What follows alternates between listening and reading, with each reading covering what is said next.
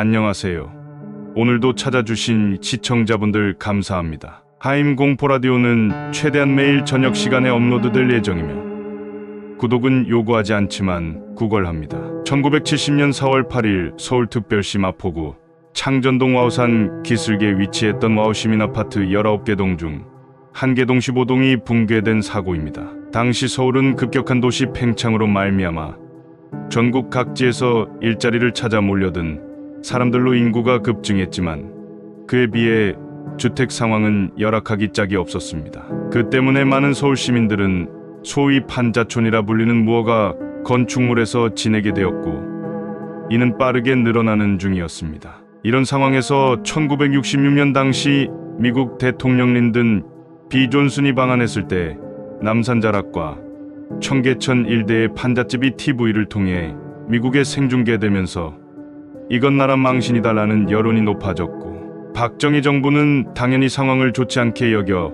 판자촌을 정리하라고 명령했으며 김현옥 당시 서울특별시장 지시하에 각 구청들은 판자촌 등 무허가 건축물의 현황을 파악한 후 대부분을 철거하고 시민아파트들을 짓게 했습니다.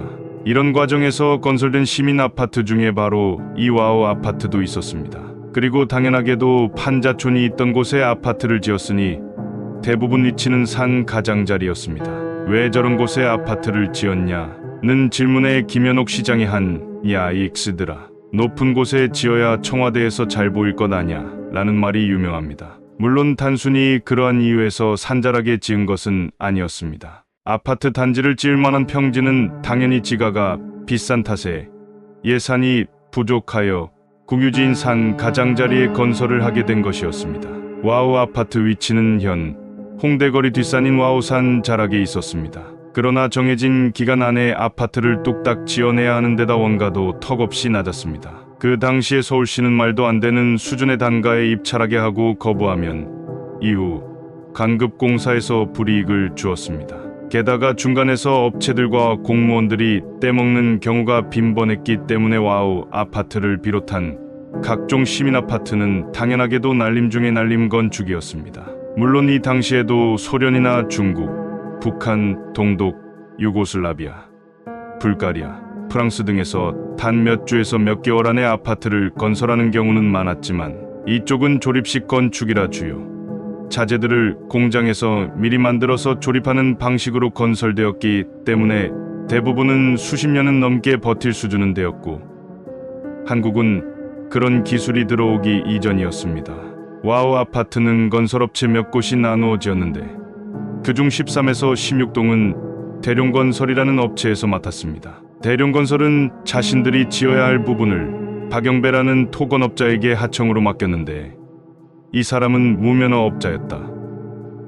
거기에 공사비는 1동에 1100만 원 정도로 5층짜리 아파트 한 동을 제대로 짓기에는 금액이 부족했습니다. 여기에 하청을 주는 과정에서 한 동당 125만 원씩 떼먹었으니 공사비는 더욱 부족할 수밖에 없었습니다. 당시는 신진 코로나나 현대 코티나 같은 자동차가 100만 원 하던 시절이었으니 지금으로 따지면 고작 몇 억 주고 아파트 단지를 지으라는 셈. 더 와닿게 비유하자면 다 떼먹고 나서 제네시스 지구10 10대 남짓 때는 살 수 있는 돈으로 땅만 던져주고 아파트 한 동을 지으라는 소리와 다름이 없었습니다. 또한 시민아파트의 기본 설계도 문제였습니다. 당시 서울시는 기존에 거주하는 빈민층의 생활 수준을 고려하여 1m당 280kg 정도 하중을 견딜 수 있어야 한다는 설계 기준을 제시하였습니다. 그런데 브로커들이 개입하여 입주권 가격을 크게 올린 탓에 막상 진짜 입주 대상자였던 빈민층은 도저히 입주금을 낼 만한 형편이 안 되어 입주권, 소위 딱지를 팔고 떠나는 경우가 태반이었습니다. 그래서 실제 아파트에 입주한 이들은 대부분 중산층들이었습니다.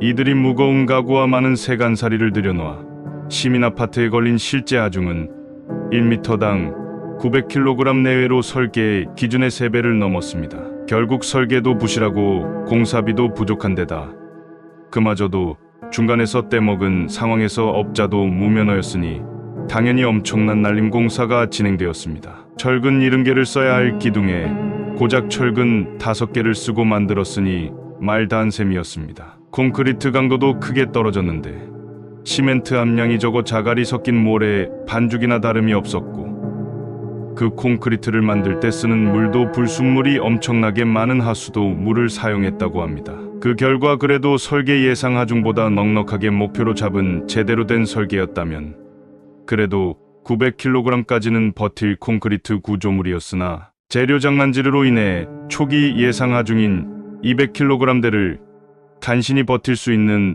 부실한 콘크리트 기둥이 되었습니다. 거기다가 고작 6개월 만에 아파트를 완성하느라 건축물을 세우는데 필수적인 지반 공사를 전혀 하지 않았습니다. 이래서 2층짜리 가건물 같은 걸 세우는 게 아닌 이상 건물을 지으려면 지지하고 고정해 줄 수 있는 안반층이 나오거나 고정할 수 있는 공학적 조치를 할 수 있을 때까지 파거나 보강해야 합니다. 즉 어느 정도 땅을 파서 기반을 보강하거나 연약 지반이면 전봇대 같은 커다란 콘크리트 말뚝을 더 안 들어갈 때까지 촘촘히 박습니다. 그러고 나서 콘크리트로 토대를 만들고 건물을 올리는 것이 건물을 짓는 정석인데, 애초에 건물을 어떻게 짓는지조차 모르는 작자들이 건설을 맡았으니 부실한 아파트가 어떻게 될지는 뻔할 뻔자인 것이었습니다. 이런 탓에 튼튼한 안반이 아닌 물렁한 부토 위에 아파트 기둥이 세워졌습니다. 그나마 겨울에는 땅이 얼어 있어서 간신히 버텼지만 봄이 되고 땅이 녹자 결국 기둥이 하중을 이기지 못하고 무너졌습니다. 이는 추위가 풀리는 봄에 자주 일어나는 현상으로 봄비가 내리면 산사태가 자주 납니다. 겨울 동안 내린 눈이나 물이 바위나 흙 속으로 들어가 온다. 물이 얼면 부피가 커지기 때문에 바위나 흙을 지면에서 밀어내는데, 봄이 되어 녹은 이 땅이 꺼지면서 녹은 물과 함께 그대로 쓸려 내려갑니다. 봄철에 TV나 라디오 등의 대중매체에서 해빙기 사고 예방 캠페인을 하는 이유이기도 합니다. 무엇보다도 멀쩡하게 지은 아파트라면 내구성을 위해서 어느 지형이든지 집안을 튼튼하게 공사합니다. 와우 아파트는 1969년 12월 26일에 완공되어 입주가 시작되었는데, 그때부터 이미 문제의 업자가 시공한 13에서 16동에는 금이 간 채였다고 합니다. 특히 14동은 콘크리트 받침, 기둥이 떨어지는 사고가 일어나 붕괴 시점에는 주민이 대피한 상태였습니다. 해빙기가 되면서 땅이 녹자 집안이 내려앉으면서 기둥도 내려앉고 결국 해당 위치에 있던 15동이 산 아래쪽으로 넘어지듯이 무너져 판잣집 세 채를 덮치면서 산산조각 났습니다. 이 사고로 70여 명이 매몰당해 와우 아파트 입주민 33명과 잔해에 깔린 판잣집 주민 1명이 사망하고 40명이 부상당하는 큰 인명피해가 발생했습니다. 그나마 이 시점이 30세대 중 15세대만 입주된 상태였기에 이 정도였지, 만일 모든 세대가 입주해 있었다면 사상자가 더욱 크게 늘었을 것입니다. 이 사고로 불도저 시장 김현옥 서울특별시장이 사직했다. 모양새는 사직이었지만 사실상 경질이었습니다. 문제의 하청업자 박영배는 징역 5년을 선고받았고 이외에도 3명이 징역을 선고받았습니다. 붕괴 직후 서독의 건축 전공대학원생들이 사고 원인을 분석하려고 시도하다가 난색을 띠고는 귀국했는데, 그 이유가 아파트는 헛간을 짓기조차도 턱없이 부족한 자재로 어떻게 아파트를 지었는지 도저히 이해할 수가 없어서였다고 합니다.